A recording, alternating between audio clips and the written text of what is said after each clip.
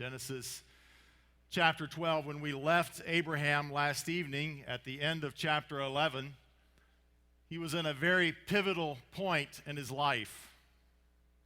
Abraham had gone to a place called Haran on his way to the land of Canaan. He didn't know that's exactly where he was going, but God was leading him, and Haran was not the stopping point.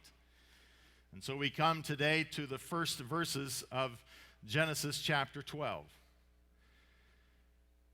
Now the Lord had said to Abram, "Get out of your country, from your family, and go from your father's house to a land that I will show you. I will make you a great nation, and I will bless you, and make your name great, and you shall be a blessing. I will bless those who bless you, and I will curse him who curses you. And in you all the families of the earth shall be blessed." So Abram departed as the Lord had spoken to him, and Lot went with him. And Abram was 75 years old when he departed from Haran. Then Abram took Sarah his wife, and Lot his brother's son, and all their possessions that they had gathered, and the people whom they had acquired in Haran. And they departed to go to the land of Canaan. So they came to the land of Canaan. We began last evening in a cemetery in Genesis chapter 11. We compared those genealogy verses to being in a literary cemetery. Because in those verses we read, for example, of Shem, who was born. He had a son at age 100. Shem lived 500 more years, and then he died at age 600. Kind of reads like a tombstone epitaph. And for 8 generations spanning more than 2,000 years, nothing significant is said. They were born, they lived, they died. Until we meet Abraham in verse 26. And here the genealogies cease and the narrative begins on the life of a man whose epitaph would later read, "He was called the friend of God," which is the focus of our time together this week. But following the narrative of Abraham's early life, we're learning how to become the friend of God. So in Genesis 11, his story begins. Abraham and Sarah living in Ur of the Chaldees. And there, their families grew and started families of their own. There were joys of family, of weddings, of childbirths. There were tragedies of premature death, childlessness, a major relocation, a move to a place some 800 miles away. And it was here in these verses, amidst these circumstances, that the friend of God, Abraham's journey, began.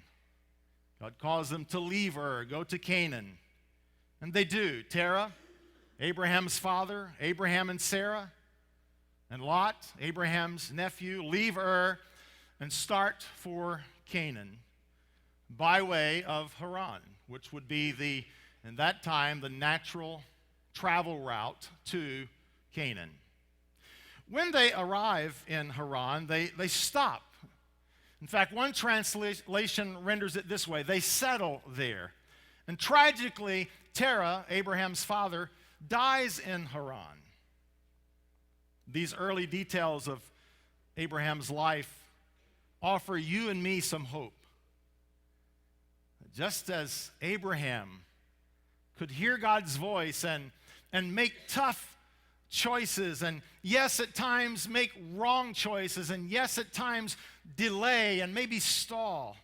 If he could find and follow God, there is hope for all of us today in becoming the friend of God. So the timeline of Scripture brings us to the early verses of Genesis chapter 12 this morning to focus more on the details of God's call to Abraham.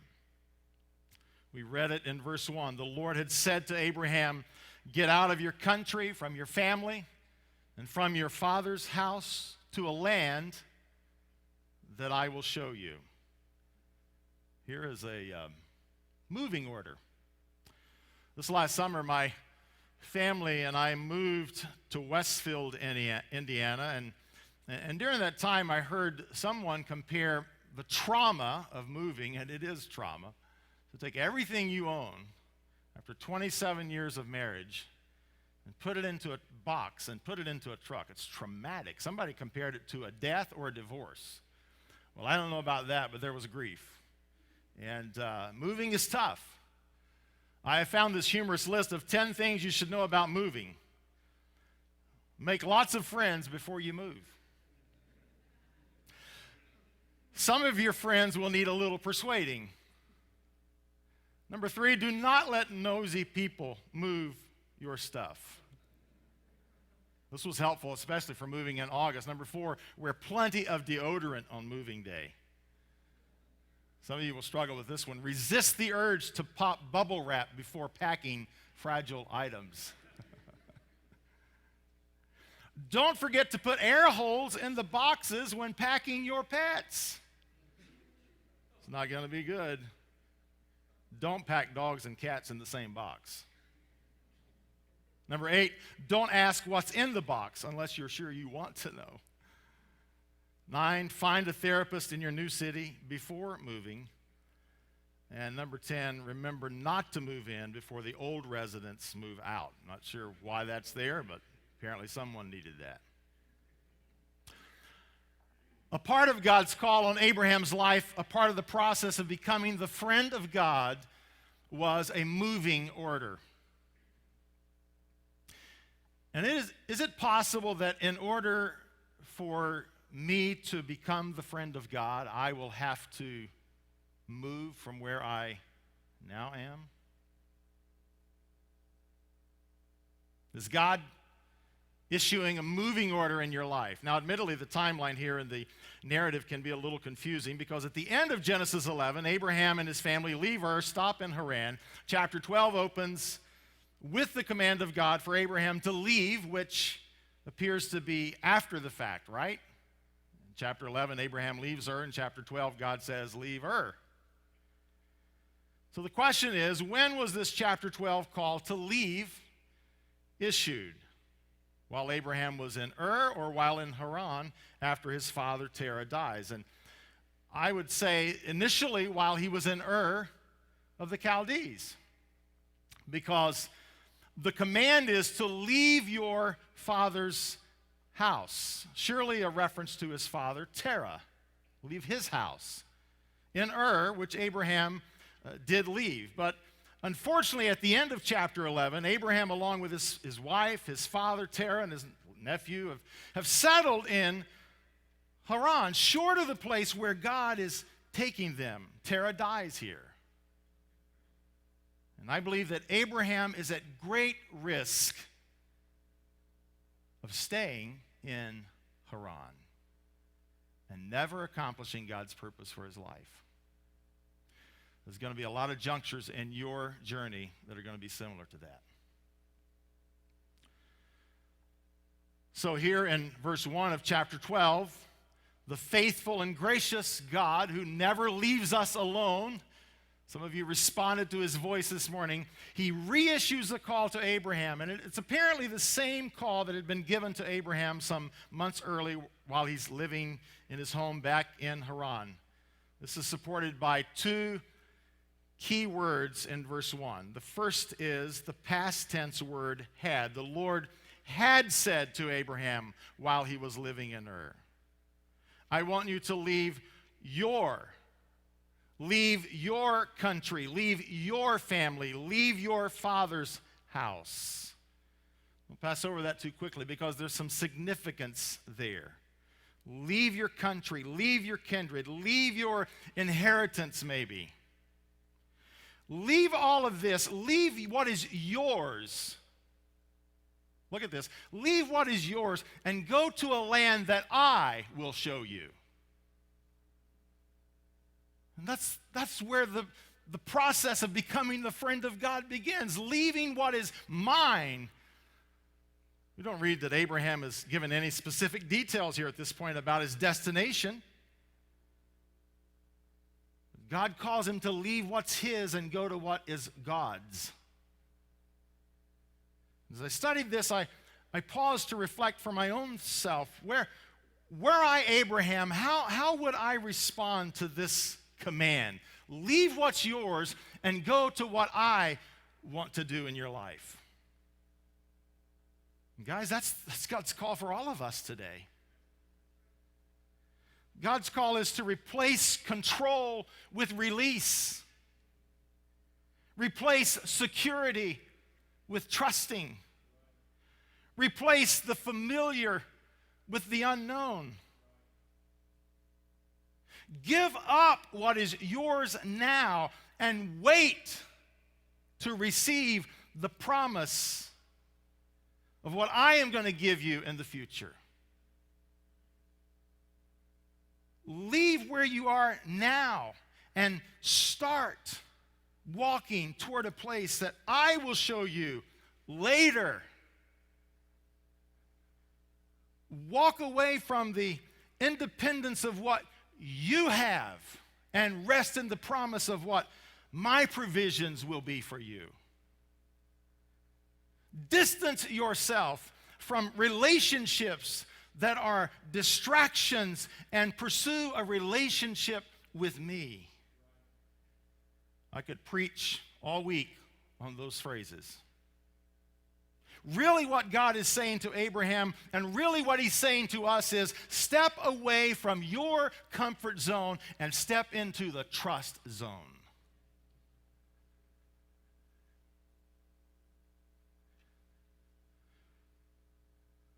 When God calls us, it usually happens in the routine moments of life. We talked about that last evening, remember? It's just bland, ordinary life.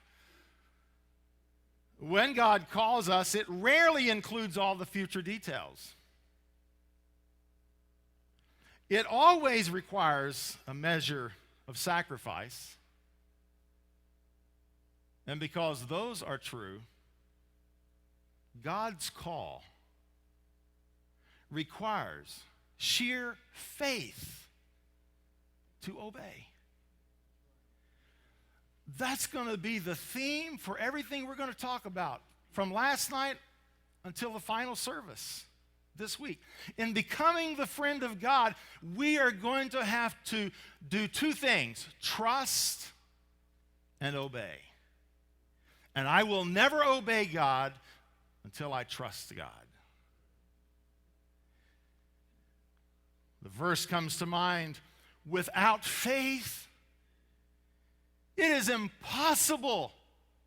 You can't do it. Without trusting God, you can't please God because He is a rewarder. To come to God, you must believe that He is, and that He is a rewarder of those who diligently seek Him. See, the reason that Abraham, or Terah especially, struggled maybe to move beyond Haran, if he didn't stay there because of physical limitations, and that could have been a possibility. He died there, so maybe he couldn't go further. But the reason we would stay and stall is because we don't trust God for the future that we can't see. And so we disobey. In becoming the friend of God, in following God's call for our life, we must trust God. And if you will, you should know that there are certain promises that God makes you in His call. Which brings us to verses 1 through 3, God's covenant. Now, the covenant consisted of 3 promises, 3 I will statements that God makes to Abraham. And I believe that God makes similar covenants with all of those to whom He calls. The first one is in chapter 12, verse 1. God said, I will show you. This is the promise of God's presence. Look at it. The Lord had said to Abraham, get out of your country, from your family, from your father's house, to a land that I will show you. I will show you, Abraham. Here's my promise. I will show you. I will direct you. I will guide you. Here is the promise of God's presence. It's what I call the Menards principle. Is Menards around here? Okay. So nobody's looking at me like, Menards? Is that a restaurant? What is that? Is that a theological term? It's the Menard's principle. I understand this, and I think it's true because when I've done this, this is what I experienced. You ask a Menard's employee, where is, and they won't tell you. They won't point to you. They will lead you. They will walk with you. They will take you to your destination. And so this is the Menard's principle. God says, the first promise I'm going to make you, Abraham, the first promise that God's making to you this morning in his call to your life is, I will show you the promise of my presence. Those who walk where God is going enjoy the presence of a trusted guide. The surest way to enjoy God's faithful presence and guidance in my life is to do the next thing. We don't have to know the details of the end. We just need to know, we just need to take the next step. Because, listen, the ongoing revelation of God's will is contingent upon my present obedience of what has already been revealed. The old timers used to call it walking in the light. So the first of three covenants that God makes with Abraham is the promise of presence. I will show you. I will go with you. But look again, there's another promise. I will make you. Love this. This is the promise of power. Verse 2, I will make you a great nation. I will bless you and make your name great. And you shall be a blessing. There's two observations from verse 2. The first one is this. Obedience releases God's power into my life. Can't have it without obedience. He doesn't give it.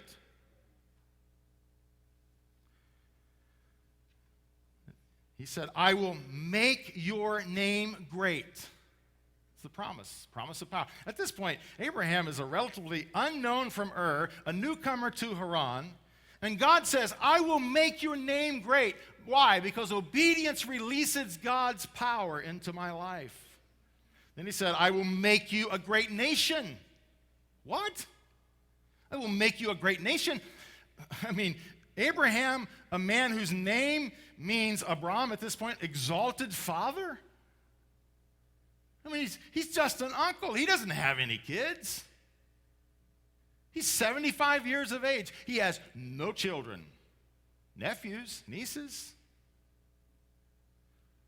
And God says, from you and through you, I will unleash my power, and I will make you a childless man whose name means father. I will make you a great nation. I want to tell you, God has destined all of you, has chosen you, I would say, for greatness as he measures greatness. And you may not be there yet, and you may not see how, but if you will obey, it will unleash God's power to work in your life.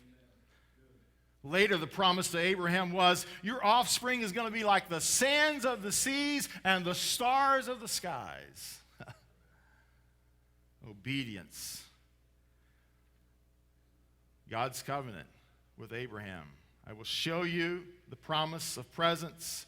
I will make you the promise of power. And then the third promise, I will bless you. The promise of provision. Second observation from verse 2 is obedience not only releases God's power into my life, but obedience secures God's provision into my life. See it, verse 1, Abraham, leave what is yours. And in response, verse 2, I will bless. If you will give up and you will step out and you will obey God this morning, guys, God says, I will commit myself to providing for you. You say, well, I can't trust God. Well, let me ask you, how's that working out for you? It's not working out too good, right? Now, We're going to learn this like tonight. We're going to learn this. Abraham is not the bastion of faith at this point. And he still, here, is making a great choice of faith, but he's going to struggle in the future. So can I just plant this and then we'll pick the fruit from it later on this week? But faith is a process. You're not going to have end-stage Abrahamic faith today. That's why we talked about process. We're becoming the friend of God. It's something that's going to happen as you walk with God. The test will get stronger, but if you always fail the test, you're never going to get to the post-grad level faith. You got to take those tests and ace those tests. And that's what God is trying to teach Abraham right here. He said, it will secure provision in your life. Look at it. He said, I will bless you. I will bless, verse 3, those who bless you. Verse 2, again, you will be a blessing, and you, all the families of the earth, will be blessed. God will always outgive whatever I give. Because obedience secures God's provisions into my life. When God calls and when God issues a covenant, it's time for a response. And so in verses 4 and 5, we read about Abraham's choice. Look at it, verse 4. So Abraham departed Haran, as the Lord had instructed him. Isn't that a beautiful verse? Just incredible obedience. Abraham, you got to leave. This isn't for you. Okay, Lord. Here is absolute faith in God without evidence of any of it being realized. I mean, there's no specific details provided here. There's no details of how, where, when these promises will be realized. They're all future tense. I mean, there's no immediate fulfillment of the promises. It's always, I will make you, you will be. That's all future tense. But Abraham responds now. There's no apparent evidence that the promises are credible. A great nation, but Abraham and Sarah have no children. And yet Abraham's choice is a choice of faith that doesn't have to see the evidence. Because he's learned enough to trust God. Say, guys, if we're going to trust him with our eternal soul, can't we trust him with our earthly life? Can't we? I think we can. He has this incredible faith with a positive influence. Abraham's choice resulted in significant influence with his family. Look at verse 5. Then Abraham took Sarah's wife and Lot, his brother's son. In choosing to obey God, he takes his wife Sarah. That isn't always the case, because the guy who's also in tow with him struggled to get his wife out of a city sometime later.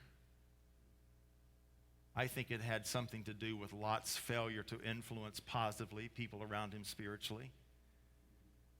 But Abraham's choice of faith had a positive influence. In choosing to obey God, Abraham took his nephew Lot. The positive influence. I like what it said in verse 4. So Abraham departed, and Lot went with him. There are people that are going to go where you're going.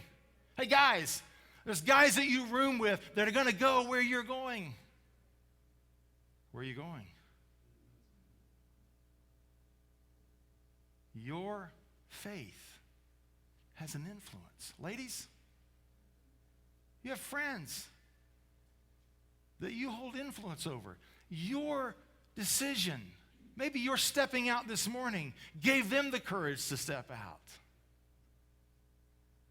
Abraham's choice of faith, a positive influence. Abraham's choice of faith was in spite of the circumstances. You say, what do you mean, Duane? Well, look at verse 5. So Abraham leaves, and he takes with him, look at it, all of their possessions, their wealth, look at it, that they had gathered. You know where they gathered this wealth? Not in Ur, in Haran. That's what it says. And all the people, that's probably servants, whom they had acquired in Haran. Haran had apparently been a wealth-building stop. Can I just caution you against making increase in wealth a sign of God's approval or blessing in your life? It might be, but it might not be. Can I caution you against that offer to a promotion, to a career with great benefits? Don't view that as being the evidence of God's approval or blessings of where you... No, that's why the Bible says, in all of your ways acknowledge him, and he will direct your paths. Haran was symbolic for delay, detour, disobedience, stopping short. But Abraham made a choice in spite of the circumstances. And that's why we read that they departed to go to the land of Canaan. Haran, a symbol of delay and detour and disobedience. Canaan, a symbol of obedience, of faith, of God's plan. And so we read in verse 5, and so they came into the land of Canaan. Hey guys, we're never going to get to Canaan by staying in Haran. We're never going to get to Canaan by staying in Ur. No, we don't know the way. It's a difficult walk. It's a difficult journey. But Abraham heard God's call, and he stepped out in obedience, having heard God's promises, God's covenant, and he made a choice of faith. There's 4 questions for us this morning to think about as we conclude. I'd like maybe just some music, and Brother Crater, if you could maybe be ready. Maybe where he leads me, I will follow. Would that be okay? And maybe a little music right now. Here's 4 questions for us to think about as we wrap this up. Where is your Haran? What is your Haran?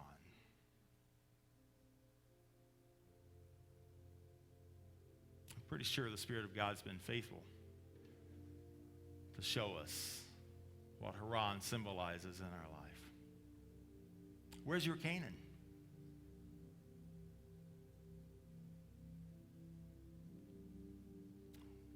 Where are you right now? Are you settled in Haran or on the journey to Canaan? And I guess the final question is, what are you going to do about it? Will you stand with me?